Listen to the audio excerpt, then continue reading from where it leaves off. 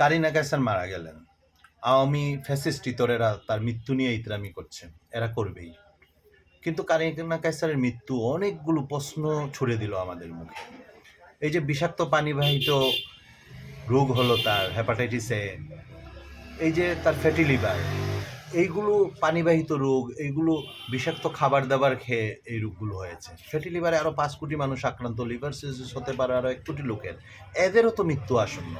আমাদের খাদ্যে ভেজাল, খাদ্যে ফরমালিন, আমাদের মাছে ফরমালিন, আমরা বিষ খাচ্ছি, আমরা পচা খাবার খাচ্ছি, আমাদের পানিতে ব্যাকটেরিয়া, এবং আমাদের সকল শিশু, সকল মানুষ মৃত্যু ঝুঁকির মুখোমুখি।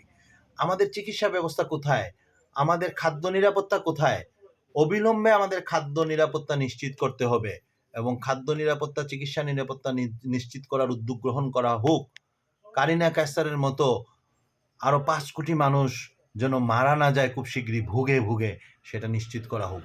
অতএব আমাদের সমস্ত খাদ্য ঝুঁকি, স্বাস্থ্য ঝুঁকি মনিটরিং বাড়ানো হোক, এগুলো তদারকি করা হোক অতি সত্বর এবং এখনই।